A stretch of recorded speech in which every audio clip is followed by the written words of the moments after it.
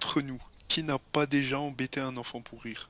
Le problème, c'est que les enfants de ce classement, si tu les embêtes, ils peuvent te faire passer un sale quart d'heure. On commence tranquillement avec Ramadan Ondash qui est un petit enfant de 9 ans tout mignon mais qui est une véritable machine de guerre en boxe thaï. Il a grandi au Liban à Beyrouth et vit avec son frère qui l'entraîne depuis l'âge de 3 ans et 5 mois. Personnellement, moi à 3 ans, je crois que je savais même pas aller aux toilettes correctement et lui il tapait déjà dans des sacs de frappe. Évidemment, son niveau est dû à un entraînement intensif, 2 fois par jour. Une fois le matin avant d'aller à l'école et une fois le soir en rentrant. Et vu qu'il ne trouve personne de son poids dans sa catégorie, il a été surclassé dans la catégorie des plus de 13 ans. Et il s'amuse comme un enfant.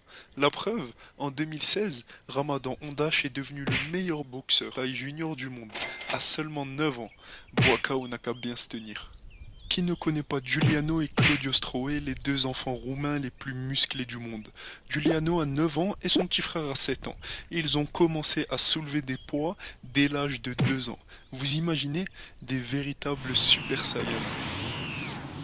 Leur père est un grand fan de musculation et il a donc décidé d'entraîner ses enfants plus de 2 heures par jour et ça a marché. Giuliano a établi plusieurs records du monde, dont faire des pompes sans que ses pieds touchent le sol. Waouh!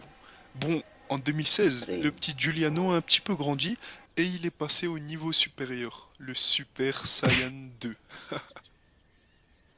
Mais qui a osé dire que les filles ne savaient pas se battre? La petite Evnika Sadvakas a 8 ans.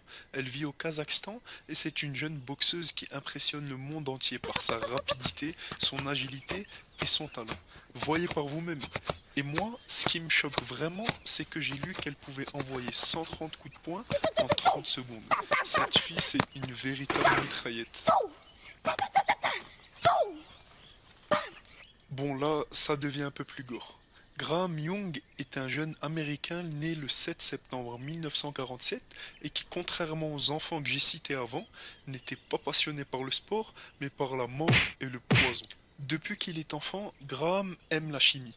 Son père fait alors un choix qui va condamner son enfant et sa famille. Il lui achète un kit du petit chimiste pour lui permettre de faire ses premières expériences. Graham devient très vite alors capable de faire toutes sortes de poisons qu'il fait gentiment goûter à son entourage.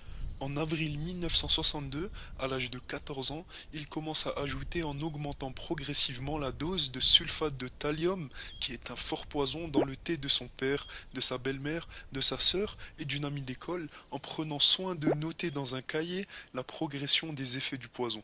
Je vous l'avais dit que c'est un véritable jeu pour lui. Et après quelque temps, sa belle-mère meurt sans que les médecins n'arrivent à déterminer la cause du décès. Et c'est en enquêtant que la police découvre par hasard le cahier de notes de Graham. Il avoue alors tous ses crimes et il est condamné à 15 ans de prison. On pourrait lui trouver des excuses en disant qu'à 14 ans, on ne prend pas conscience de la gravité de nos actes, qu'on est encore enfant, etc. Mais je vous ai pas dit qu'après 9 ans d'emprisonnement, Graham est libéré pour bonne conduite et parce qu'il avait soi-disant guéri de sa maladie du poison. Mon œil. À sa sortie, il est toujours autant fasciné par le poison, il obtient un emploi dans une boîte de photographie et a vite recommencé à empoisonner ses collègues de travail et 2 en sont morts. Évidemment, après ça, il est condamné à perpétuité et meurt en cellule à l'âge de 42 ans. Malheureusement, les gangs d'Amérique du Sud recrutent de plus en plus d'enfants et une triste histoire a eu lieu récemment au Guatemala. Un jeune garçon de 13 ans s'est fait attraper par la police avec une arme et il leur a alors avoué qu'il avait tué une femme. Mais pourquoi je vous raconte cette histoire? Car l'enfant a assassiné sa victime qui était une pauvre mère de 2 enfants seulement pour lui voler tout son argent qui était de 12 dollars, soit près de 9 euros. Il a tué une femme pour seulement 9 euros. Le gros problème, c'est que ce genre de pratique devient de moins en moins rare et les gangs engagent des ados ou des enfants pour leur pire mission car ils savent très bien que les mineurs ne feront pas beaucoup de prison. Après, malgré son âge, il risque quand même 6 ans de détention dans un centre pour délinquants mineurs. Pour 9 euros, c'est vrai que ça vaut pas le coup. Comme on dit souvent, les apparences sont trompeuses, et c'est le cas ici. Qui aurait pensé que cette mignonne petite fille était capable à 11 ans d'étrangler un petit garçon de 4 ans et un autre de 3 ans? Maribel est née en 1957 et elle vit en Angleterre.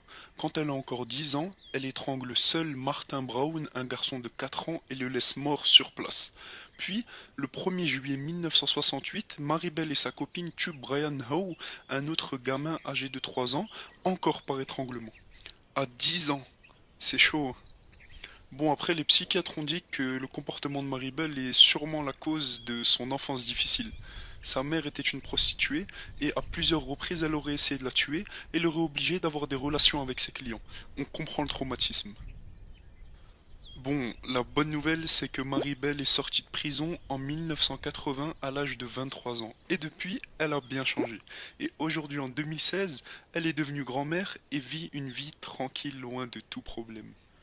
Vous voulez voir un enfant avec de la force, de la vitesse, de l'agilité et qui est une véritable machine en jiu-jitsu, MMA, boxe, boxe thaï, kickboxing et lutte, je vous présente mon favori de ce top, Reshat Mati.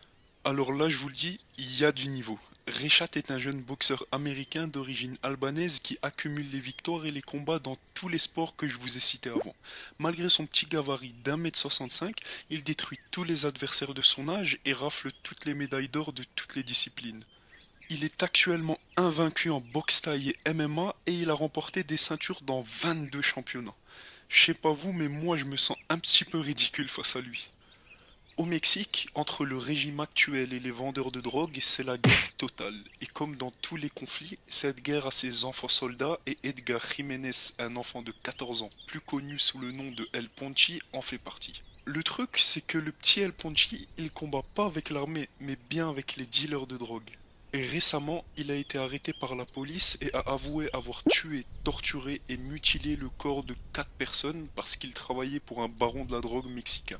Bon, après le truc un peu bête qui prouve que c'est encore un enfant, c'est que lui et ses potes avaient publié des photos sur Facebook avec de la drogue, des armes et le cadavre de certaines de leurs victimes, ce qui a directement permis à la police de les localiser et de tous les arrêter. En clair, si vous voulez partir en vacances, je vous déconseille le Mexique. Une affaire criminelle a eu lieu en Angleterre et elle a effrayé toute la population en 1993. Robert Thompson et John Venable, qui ont à cette époque 10 ans, enlèvent un enfant de 2 ans, le torturent et le frappent jusqu'à la mort, puis l'abandonnent sur une ligne de chemin de fer. Mais pourquoi autant de violence? Personne ne le saura jamais malheureusement. Bien sûr, à cause de leur âge, les juges ont considéré que les criminels de moins de 13 ans ne risquaient pas de peine d'adulte, mais au maximum un placement en détention jusqu'au jour de leur majorité. Et c'est ce qui s'est fait. Ils ont été libérés à 18 ans, après 8 ans de placement en détention, ils ont changé leur identité pour garder l'anonymat, et depuis, ils se tiennent à carreau. Enfin, j'espère pour eux. C'était tout pour moi. Si la vidéo t'a plu, n'hésite pas à mettre un petit commentaire de soutien et à t'abonner. À la prochaine.